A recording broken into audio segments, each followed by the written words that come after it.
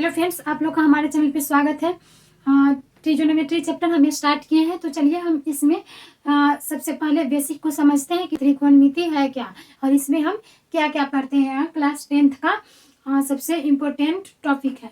तो देखिए, ट्रिगोनोमेट्री किससे बना है। यहाँ पे तीन वर्ड से बना है, ट्री, गॉन और मेट्री। ठीक है, ट्री मतलब हो जाता है तीन। गॉन को हम बोलते हैं भुजा। यहाँ पे एक वर्ड आता है मेट्रॉन। मेट्रॉन का मतलब होता है माप।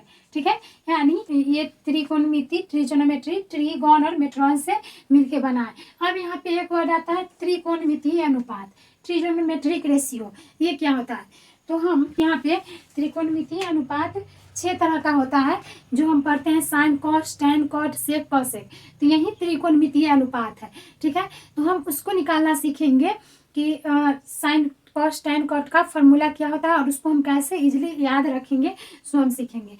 ठीक है, तो सबसे पहले त्रिकोणमितीय अनुपात क्या क्या होता है।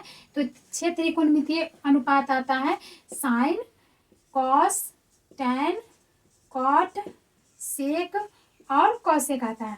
ठीक है, अगर हमें साइन और कॉस का वैल्यू पता है तो हम बाकी जो 4 यहाँ पे बचा, टैन, कॉट, सेक, कॉसेक, इसको बहुत ही इजी तरीके से इसका वैल्यू हम निकाल सकते हैं। ठीक है, देखिए, अगर हमें साइन थीटा का वैल्यू पता है और कॉस थीटा का वैल्यू पता है, तो टैन का निकालने के लिए हम क्या करते हैं, इस दोनों का रेशियो कर देते हैं, साइन थीटा और कॉस थीटा का रेशियो। ठीक है, अब हमें टैन पता चल गया तो कॉट का निकालने के लिए हम टैन का अपोजिट कर देंगे। ठीक है, टैन का अपोजिट हो जाता है कॉट, यानी ये हो जाएगा कॉस थीटा बटा साइन थीटा।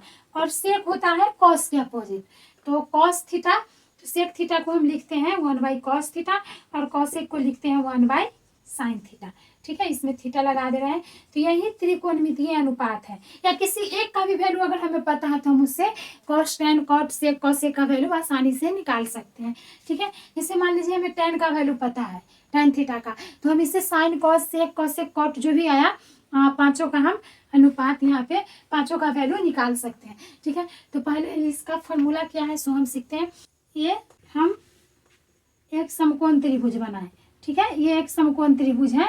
यहाँ पे मान लीजिए ए है, बी है और सी है। तो इसमें समकोण 90 डिग्री का होता है। ये समकोण त्रिभुज हो गया, इसका एंगल बी 90 डिग्री है, तब ये समकोण है।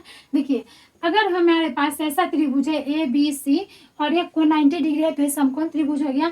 अब हमें त्रिकोणमितीय अनुपात निकालने के लिए बोले, मान लीजिए हमें यहाँ पे इस एंगल से बोल दिया। ठीक है, इस तरह का एक ट्रायंगल दे दिया, इसमें किसी एक का वैल्यू दे दिया, इसका या इसका, तीनों में से किसी एक का, और बोलेगा कि इस एंगल से त्रिकोणमितीय अनुपात का वैल्यू क्या होगा।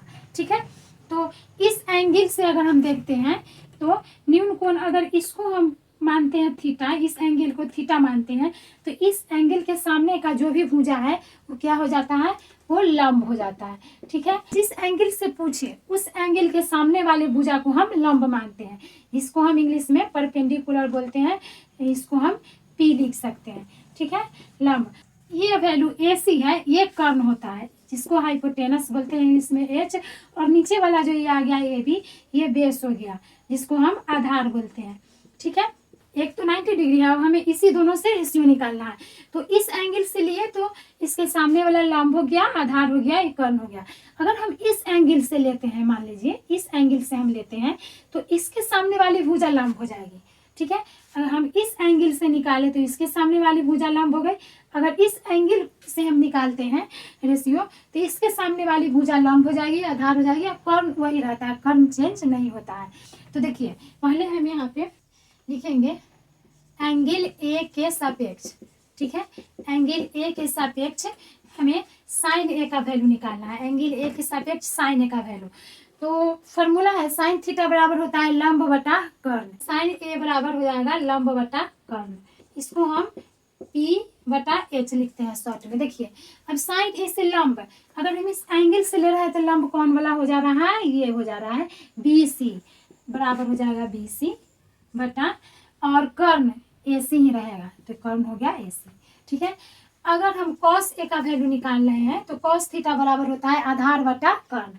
ठीक है, इसका होता है आधार, आधार को हम बेस और कर्ण को हाइपोटेनस लिखते हैं, तो बी बटा एच हो जाएगा। आधार कितना है, आधार है ए और बी, सॉरी ए बी, तो ए बी और कर्ण वही है ए सी। tan ए का निकालना है तो कुछ नहीं करना है, इस दोनों का रेशियो कर दीजिए, साइन ए बटा कॉस ए कर दीजिए, tan का वैल्यू आ जाएगा साइन ए बटा कॉस ए। साइन ए कितना आया है, बी सी बटा ए सी। ऐसे tan ए का बराबर होता है लंब बटा आधार, ठीक है, पी बटा बी होता है। तो यहाँ देखिए tan ए साइन ए कितना है, बी सी बटा ए सी, लिखेंगे बी सी बटा ए सी बटा कॉस ए कितना है, ए बी बटा ए सी। देखिए ए सी से ए सी कैंसिल हो जाएगा, हमारे पास क्या बच जाएगा, बी सी बटा ए बी। बी सी को क्या बोलते हैं, बी सी है हमारा यहाँ पे लंब और ए बी है आधार, तो tan का हो गया लंब बटा आधार। तो कॉट ए का हो जाएगा, tan का अपोजिट होता है तो इसको हम पलट देंगे, ठीक है। तो tan ए बराबर पी बटा बी है, तो कॉट ए बराबर हो जाएगा बी बटा पी, और ये हो जाएगा ए बी बटा बी सी, ठीक है। यहाँ तो कोई दिक्कत नहीं होना चाहिए। अब उसके बाद दो और बच गया, सेक और कॉसेक। कॉट सेक निकालते हैं, यहाँ सेक ए हो जाएगा, सेक ए को हम लिखते हैं 1/cos ए, ठीक है। कॉस ए कितना आया है, बी बटा एच, ए बी बटा ए सी, ठीक है। तो 1/cos ए करेंगे तो ये भी पलट जाएगा, यानी हो जाएगा एच बटा बी, ठीक है, और ये एच बटा बी ए सी बटा ए बी हो जाएगा। और कॉसेक ए का निकालेंगे तो कॉसेक साइन का अपोजिट होता है, तो 1/sin ए, तो ये हो जाएगा एच बटा पी, अपोजिट हो जाएगा, इसको भी पलट दीजिए ए सी बटा बी सी, ठीक है। ये इस एंगल से निकाले, अगर हम इस एंगल से निकालते सी के सापेक्ष, तो सी के सापेक्ष पूरा चेंज हो जाएगा, ठीक है। देखिए आगे हम निकालते हैं यहाँ पे एंगल सी के सापेक्ष, एंगल सी के सापेक्ष हम निकालेंगे रेशियो, ठीक है।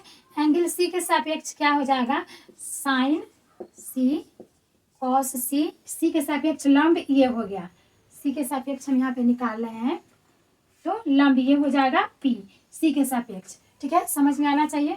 तो हम साइन सी, साइन थीटा लंब बटा कर्ण होता है, तो इसका लंब हो जाएगा ए बी और कर्ण वही रहेगा ए सी। कॉस थीटा आधार बटा कर्ण होता है बी बटा एच, सी इसके सापेक्ष आधार ये हो जाएगा, तो ये लिखेंगे बी सी बटा कर्ण वही रहेगा ए सी।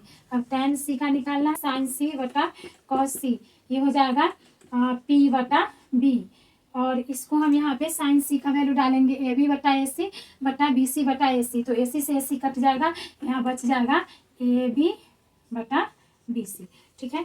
अब कॉट सी का निकालना है, तो कॉट सी tan के अपोजिट होता है, 1/tan सी लिखेंगे, tan का आया है पी बटा बी, तो ये हो जाएगा बी बटा पी, और ये भी पलट जाएगा, हो जाएगा बी सी बटा ए बी, ठीक है। सेक सी हो जाएगा यहाँ पे कॉस सी, कॉस का अपोजिट सेक होता है, कॉस है यहाँ पे बी बटा एच, तो ये हो जाएगा एच बटा बी, और ये भी पलट जाएगा ए सी बटा बी सी। और कॉसेक सी का निकालेंगे, तो कॉसेक सी बराबर होता है 1/sin सी, साइन का वैल्यू है लंब बटा कर्ण, तो ये हो जाएगा कर्ण बटा लंब, एच बटा पी यानी ए सी बटा ए बी, ठीक है। यहाँ तक समझ में आ गया होगा। चलिए इससे रिलेटेड अब हमारा जो फर्स्ट चैप्टर है एक्सरसाइज 8.1 क्वेश्चन इसी से रिलेटेड है, तो चलिए हम एक्सरसाइज 8.1 चैप्टर का प्रश्न हम सोल्व करते हैं। सबसे पहले यहाँ पे हम फॉर्मूला कैसे याद रखेंगे, sine cos tan cot sec cosec का क्या होता है सो हम सीखते हैं। इसको दो लाइन याद रखना होगा, पाकिस्तान भूखा प्यासा और हिंदुस्तान हरा भरा।